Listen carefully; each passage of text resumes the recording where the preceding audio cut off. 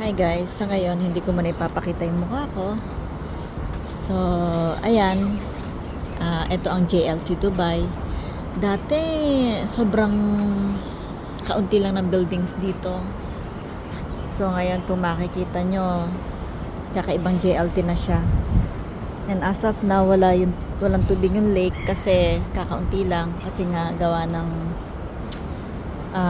bagong renovation ulit ata na may ginagawa dun sila banda. Tapos ngayon maraming ibon kasi sobrang lamig ngayon dito sa Dubai. So ayan ang mga ibon guys. Alam niyo, sa totoo lang napakaganda dito sa Dubai. So kailangan may trabaho ka. Kasi kung wala kang trabaho, mahirap din.